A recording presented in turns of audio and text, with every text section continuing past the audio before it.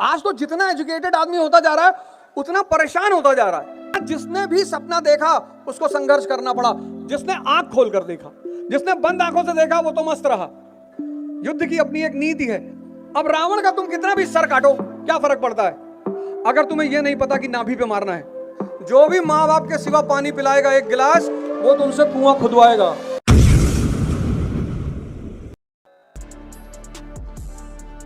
आज तो जितना एजुकेटेड आदमी होता जा रहा है उतना परेशान होता जा रहा है। हमारे सोसाइटी में एक साहब रहते हैं, इतने पढ़े लिखे। मैंने गलती से अपनी गाड़ी उनकी पार्किंग में खड़ी कर दी। अब जल्दी में खड़ी कर दी,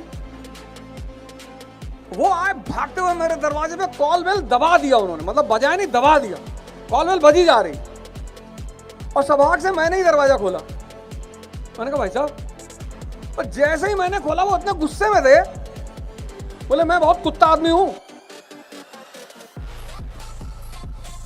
लाल एकदम गुस्से से कांप रहे थे। मुझे हंसी आ गई, तो मैंने धीरे से पूछा कि भाई साहब ब्रीड कौन सी है। कहने मुझे तो पता है तुम बदतमीज हो। मैंने कहा भाई साहब आपने ही कहा, अभी आपने कहा मैं कुत्ता हूं, मैंने कहा। तब उन्हें एहसास हुआ कि यार ये तो मैं गुस्से में खुद ही को गाली दे गया। ये हालत है। अगर पढ़ने से क्रोध आ रहा है तुमको, भगवान राम को तो नहीं आता। समंदर के सामने खड़े हैं, भगवान है, हाथ जोड़ रहे हैं, हाथ। यहां गांव का प्रधान टोल बूथ पे कहता है प्रधान है, गाड़ी के पीछे लिखा हुआ प्रधान, और कभी कभी तो लिखा हुआ पूर्व प्रधान।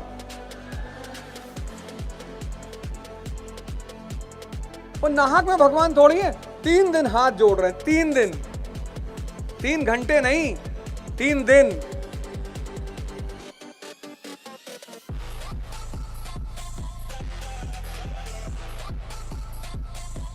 अभी मैं यहां इतने सारे लोग बैठे हो, बहुत सारे पोस्ट ग्रेजुएट लोग बैठे होंगे।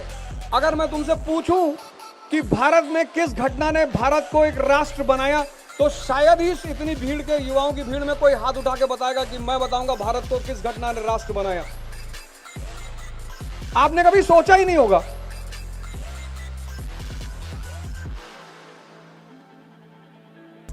है कोई सूरमा जो बता दे कि भारत की 19वीं शताब्दी के उत्तरार्ध में किस घटना ने भारत को राष्ट्र बनने में अहम भूमिका अदा की?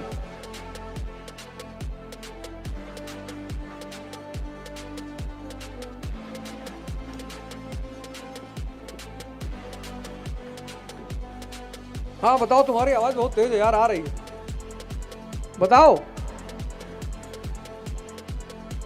अरे बेटा 19वीं शताब्दी का उत्तरार्ध 1850 के बाद, तब तक तो सुभाष चंद्र बोस भी नहीं पैदा हुए थे। बैठो बैठो, कोई बात नहीं, बैठो बैठो बैठो। गमछा ऐसे मत लपेटा करो, ऐसे बांधा करो, बुद्धि टाइट रहती है। वो तुम गलत अंदाज में पहने ही हो।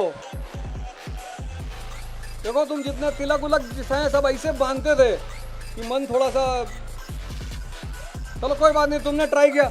इनको भाई बहुत अच्छी बात, बहुत, इतनी भीड़ में एक आदमी ने ट्राई किया, उसके लिए ताली बजाओ यार, हिम्मत की बात है। यहाँ इतने सारे लोग बैठे हैं, उनको बोलने की हिम्मत नहीं हो रही कि कहीं बेइज्जती ना हो जाए। और कई लोगों के तो माता पिता बैठे होंगे, उनको लग रहा होगा पिताजी आज तो बाल पकड़ लेंगे राहत में कि 5 साल से पढ़ा रहे हैं, एक तो क्वेश्चन नहीं बता पा रहे थे, मास्टर पूछ रहा था। हाँ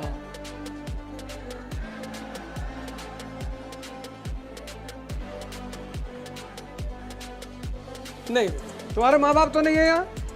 बैठो बैठो बैठो बैठो, कोई बात नहीं, बैठो,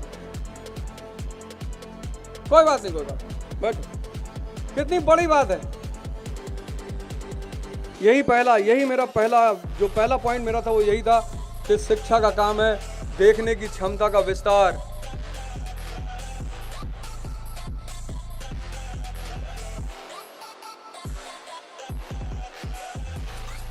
अरे भैया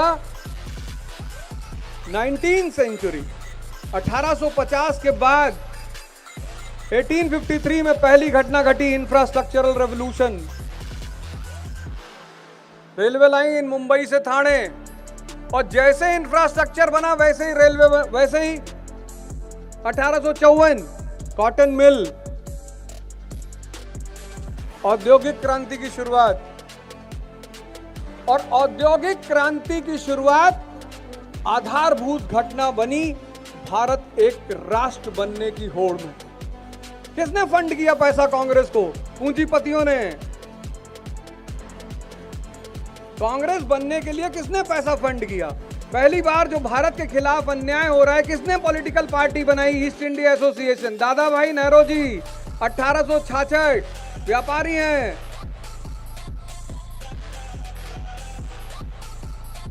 पढ़ा तुम सब ने? हिस्ट्री क्यों पढ़ना है ये देख लो। क्यों पढ़ना है? तुम भागे जा रहे हो, किताब उठाए जा रहे हो,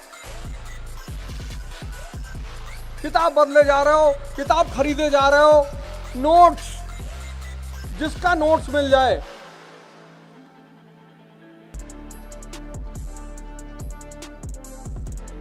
ज्योग्राफी, ज्योग्राफी अगर तुम नहीं पढ़ोगे,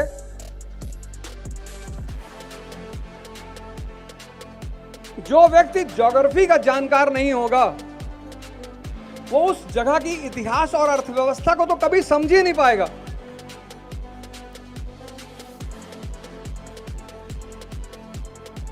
भाई तुमको फैक्ट्री लगानी है कश्मीर में, किस चीज की लगाओगे? कंबल की लगाओगे, ठंडा प्रदेश है। ज्योग्राफी से ही तो इकोनॉमी के बारे में पता चलेगा। इतना पैसा अफ्रीका को फंड किया यूएस और यूएसएसआर ने, मार्शल प्लान, मोलोटोवा प्लान, लेकिन औद्योगिक क्रांति अफ्रीका में नहीं हो पाई। क्यों? क्योंकि इंफ्रास्ट्रक्चर नहीं पैदा हो पाया। 98% क्षेत्रफल प्लेटो है, पठार। नदियां वाटरफॉल बनाती हैं।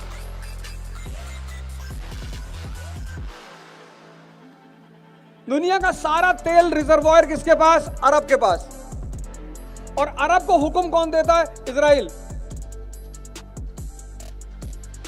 तुम्हें कभी ये बात परेशान नहीं करती कि भैया एनर्जी तुम्हारा, संसाधन तुम्हारा, रिसोर्स तुम्हारा, सुनते तुम यूनाइटेड स्टेट्स ऑफ अमेरिका और इजराइल की हो?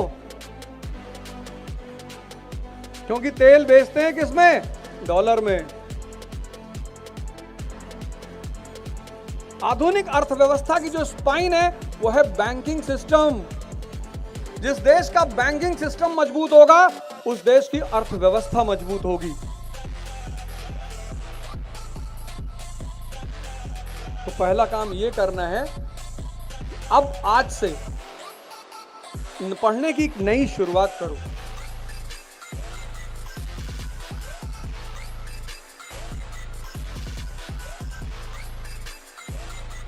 आने वाले इस हफ्ते में, मतलब अगले 10 अक्टूबर तक इकरा आईएएस के प्लेटफॉर्म से एक वीडियो यूट्यूब पे पड़ेगा कि किस सब्जेक्ट को किस लिए पढ़ना चाहिए और किस किताब से पढ़ना चाहिए, क्योंकि इंडिविजुअली तो हमारी आपसे बात हो नहीं पाएगी। तो ये मैंने परसों मेरा प्रोग्राम था तो वहां भी यही बात हुई, तो मैंने ये निर्णय लिया कि नहीं, एक वीडियो बनाएंगे कि हिस्ट्री क्यों पढ़ना है। अब्राहम लिंकन और जितने लोग जितने लोग तैयारी कर रहे हैं उन सबसे मैं निवेदन करूंगा कि भैया बायोग्राफी और ऑटोबायोग्राफी जरूर पढ़ो, क्योंकि ये संघर्ष सिर्फ तुम्हारा नहीं है। यहां जिसने भी सपना देखा उसको संघर्ष करना पड़ा। जिसने आंख खोलकर देखा, जिसने बंद आंखों से देखा वो तो मस्त रहा। जिसने आंख खोल के सपना देखा उसे संघर्ष करना पड़ा, कोई बचा ही नहीं। किसी ने 50 से पहले कर लिया, कोई 50 के बाद कर रहा है, पर कर सभी रहे हैं। अब्राहम लिंकन राष्ट्रपति बनकर अमेरिका के सीनेट में पहुंचता है वो आदमी, और एक सीनेटर खड़ा होता है, कहता मिस्टर प्रेसिडेंट, आपके पिताजी एक बहुत अच्छे मोची थे। हिंदुस्तान का आदमी तो झगड़ा कर लेता, FIR करा देता जाके कि हमारे पापा गाली दे रहे हैं। उसने कहा मिस्टर सेनेटर, आपके पिताजी एक बहुत अच्छे मोची थे और उनका बनाया हुआ जूता मैंने पहन रखा है। बोले अच्छा, thank you for appreciating my father, मेरे पिता की तारीफ करने के लिए धन्यवाद। मैं कोशिश करूंगा कि जैसे मेरे पिताजी एक अच्छे मोची थे, मैं अमेरिका के एक अच्छा राष्ट्रपति बनूं। जिससे जैसे आज मैंने कहा, जैसे आज तुम एक मेरे पिता की तारीफ कर रहे हो एक अच्छी मोची होने की, कल तुम्हारे बच्चे मेरी तारीफ करेंगे कि मैं अमेरिका के एक अच्छा राष्ट्रपति था। और पूरी सीनेट खड़ी होकर ताली बजाने लगी। यहां तो झगड़ा कर ले आदमी।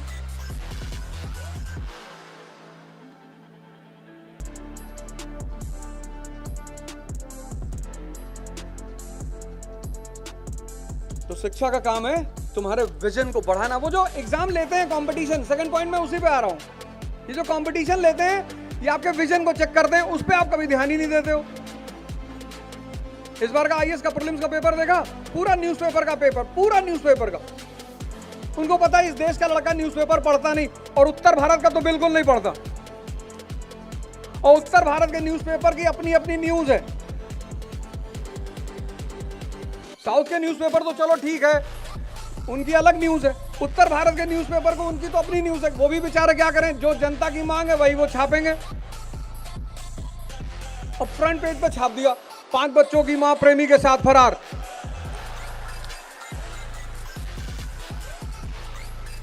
अब 15 साल जब ऐसा न्यूज़पेपर पढ़ा, पहली बार द हिंदू उठाया और उसमें फ्रंट पेज पे देखा, Ukraine is in crisis, Crimea is in trouble. Crimea cream व्रीम बनाता क्या यार, पता ही नहीं। यहां कितने लोग बैठे होंगे, यूक्रेन और रूस का युद्ध चल रहा है पिछले 2 साल से। यहां कितने लोग बैठे होंगे जिनको आज तक नहीं पता होगा कि रूस की किस नीति की वजह से यह युद्ध चल रहा है। यहां बहुसंख्यक युवा बैठे होंगे, मैं दावे के साथ कह सकता हूं, आपने कोशिश नहीं की होगी, जिनको यह पता ही नहीं होगा कि जो यूक्रेन और रूस का युद्ध चल रहा है ये किस वजह से चल रहा है। रूस की कौन सी नीति है जिसकी वजह से यह युद्ध चल रहा है। आप मेहनत बहुत करते हैं, बहुत। मैं तो कह रहा हूं ना, मैं पूरा भारत को देखता हूं पढ़ते हुए, पढ़ा रहा हूं मैं। जितनी मेहनत इस तरफ का लड़का करता है, कानपुर, इलाहाबाद, गोरखपुर, प्रताप, ये सब जो लड़के मेहनत करते हैं, उतनी मेहनत कहीं कोई नहीं करता, लेकिन रिजल्ट फिर भी कम आता है। क्योंकि रावण को सब जगह मार रहे हैं, उसका सर काट रहे बार बार, पर वो सर काटने से थोड़ी मरेगा।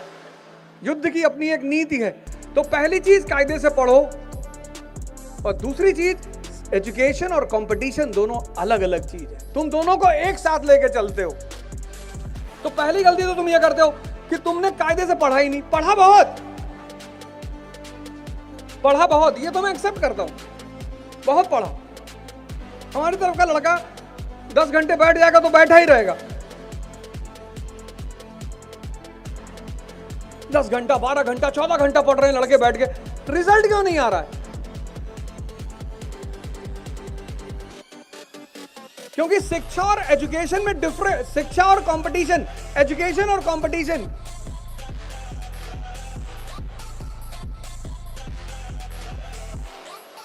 अब रावण का तुम कितना भी सर काटो, क्या फर्क पड़ता है अगर तुम्हें यह नहीं पता कि नाभि पे मारना है।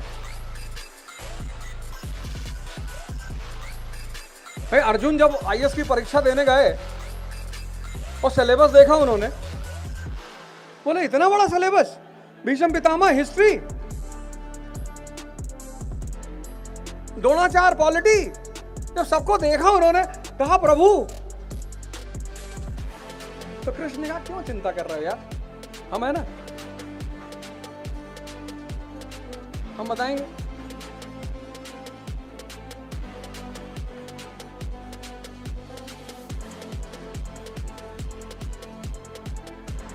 हम सब अर्जुन ही हैं, हम सब, और सब इस जीवन के महाभारत में उलझे हुए हैं, और सबको एक गुरु चाहिए।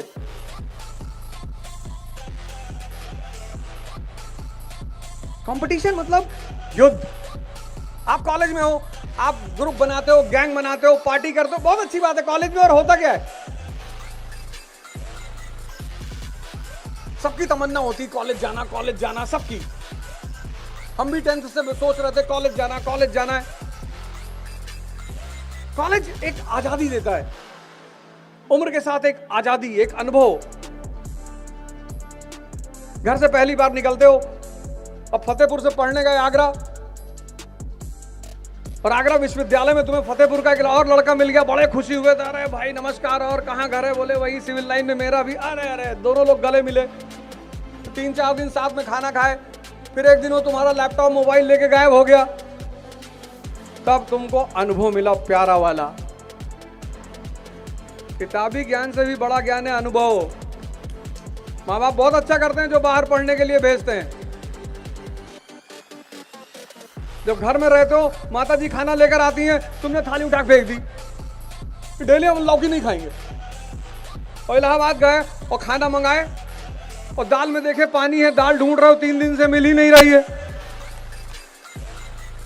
इसलिए जब लड़का इंटर के बाद बाहर पढ़ने जाता है और वापस घर आता है पहली बार, तो माँ जो बना दे वही खाता है और बड़े प्यार से खाता है। माँ भी बड़ी आश्चर्यचकित होती है कि क्या हुआ बेटा, अरे बोले तुम बहुत अच्छा खाना बनाती हो, तुम बहुत अच्छी हो। पहली बार आदमी को एहसास होता है कि माँ का मतलब क्या होता है दुनिया में। और खासकर हम लोग जितने ज्यादा अपने माँ बाप को ग्रांटेड लेते हैं, उतना दुनिया में कोई नहीं लेता।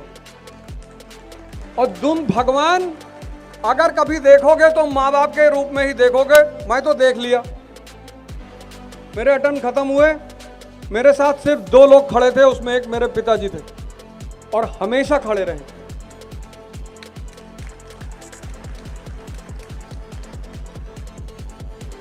कभी कभी जीवन में हारना भी बहुत जरूरी होता है। हारने से पता चलता है कि दुनिया का असली रूप क्या है। मतलब 100 रुपए मांगने पे नहीं मिला, 100 रुपए। दिल्ली में गुरुद्वारा है बंगला साहिब, कभी कभी वहां खाना खाए। 7 महीने ऋषिकेश रहे। हमारे पिताजी आए मिलने, हमने कहा क्यों मिलने आए हो? अब मैं कुछ नहीं करूंगा। बोले बहुत अच्छा, मैं तो तुमसे पहले ही कहता था कुछ ना करूं। तो उन्होंने पैसा वैसा दिया, मुझे कहा तुम पैसा रख लो। हमने कहा नाहक में दे रहे हो, अब तो चेक बाउंस हो चुका है ना, अब तो क्या फायदा, क्यों लगा रहे हो मेरे ऊपर पैसा? तो उन्होंने मुझसे कहा कि बेटा जब तक मैं जिंदा हूं तब तक मैं आके तुमको पैसा दे के जाता रहूं। और अपना आते थे तो आते थे, गांव से हर महीने एक आदमी को भेजते थे घूमने के लिए। पैसा फंड करते थे, कहते थे जाओ, और फिर उससे कहते थे बहाने से मेरे लड़के से मिलना, और फिर 2-4 हज़ार दे देना। तो पहले महीने जब मेरे गांव का आदमी आया, कहा भैया मैं घूमने आया था। मैंने कहा अच्छा। कहा भैया आ रहे थे तो बाबूजी का है कि 4 हज़ार और दे देना। ठीक। फिर जब दूसरे महीने एक आदमी फिर घूमने आया, तब तो मेरा दिमाग ठंडा। हमने कहा तुम कैसे आए? कहा भैया मैं घूमने आया था। मैंने कहा तुम्हारा खानदान पूरा गांव आज तक तो घूमा नहीं, तुम गांव के एक कोने से दूसरे कोने तक गए नहीं, तुम ऋषिकेश घूमने आओगे? नमक चाट कर पानी पीने वाले आदमी तुम।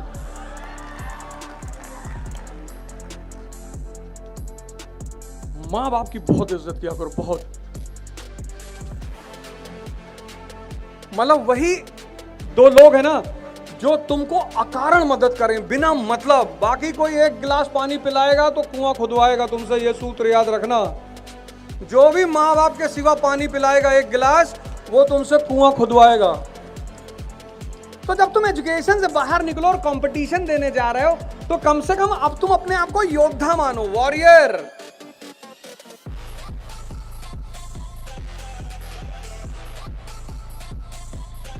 तुम वही तरीका पढ़ने वाला जो कॉलेज का था, वही तुम यहां लगा रहे हो। पानीपत का पहला युद्ध हुआ 1526। 40,000 की सेना है बाबर के पास, और 1 लाख की सेना है इब्राहिम लोदी के पास, और 1 लाख की सेना हार रही है।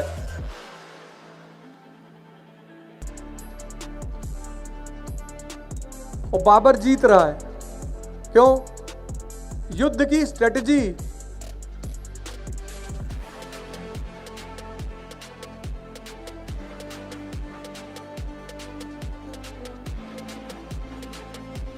एक किताब है विपिन चंद्रा मॉडर्न इंडिया की, उस पूरी किताब से आज तक यूपीएससी ने 50 फैक्ट से ज्यादा पूछा ही नहीं, पूछा ही नहीं। अगर पढ़ते हो तुम तो अंडरलाइन किए जाते हो, और सब अंडरलाइन, कुछ लोग तो अंडरलाइन करते 10-10 पेन से, एक लाल एक नीला एक पीली, बाद में पता लगा किताब ही फट गई। अब अगर मैं तुमसे पूछ लूं कि 18वीं शताब्दी का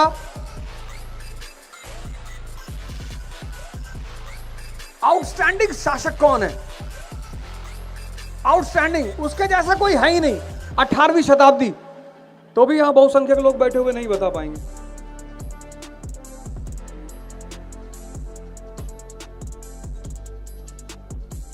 तो पढ़ना है विजन डेवलप करने के लिए, और कंपटीशन में रणनीति काम करेगी, युद्ध। एक तो किसी गुरु का साथ जो उत्साहवर्धन करता रहे कि डरो नहीं। और यहां जितने गार्जियन बैठे, मैं सबसे रिक्वेस्ट एक बात करना चाहता हूं कि अगर आपके घर में आपके लड़के कंपटीशन दे रहे हैं तो कृपया करके उन पर दबाव न बनाएं, क्योंकि परीक्षा प्रतिस्पर्धा अपने आप में एक बहुत बड़ा दबाव है।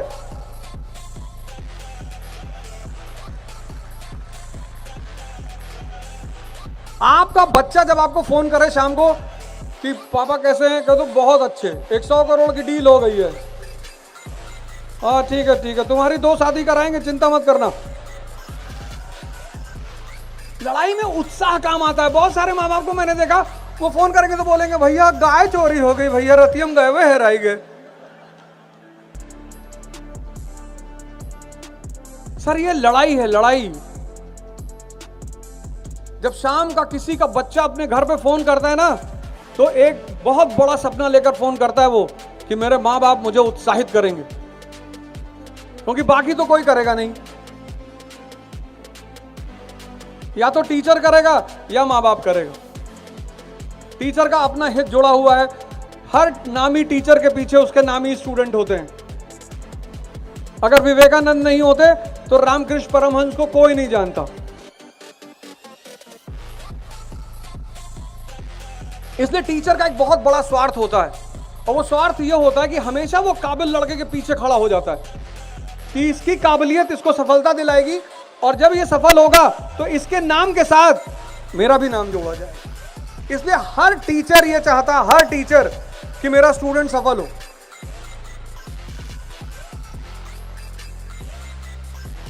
तो कंपटीशन, जब आप आईएएस की तैयारी करने आ रहे हो, नीट की तैयारी करने जा रहे हो, आईआईटी की तैयारी करने जा रहे हो, तो सबसे पहला काम, जैसे अगर आप आईएएस की तैयारी करने जा रहे हो, 2 चीजें लो पहले, एक मेंस का अनसॉल्व और एक प्रीलिम्स का।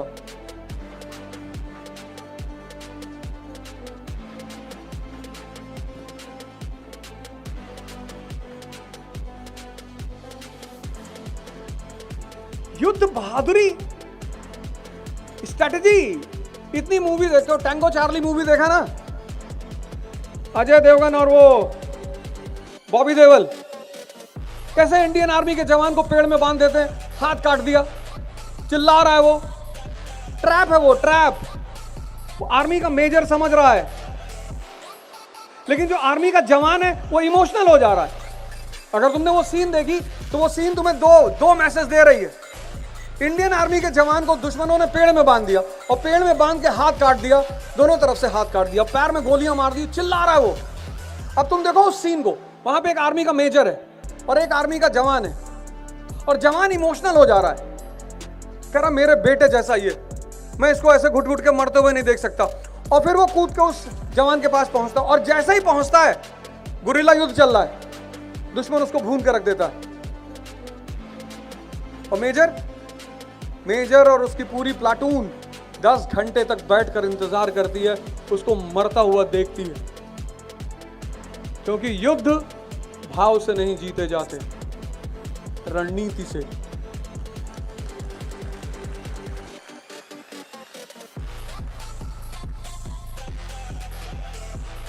तुम अगर मूवी ही कायदे से देख लो, मूवी, वो भी तुम कायदे से नहीं देखते।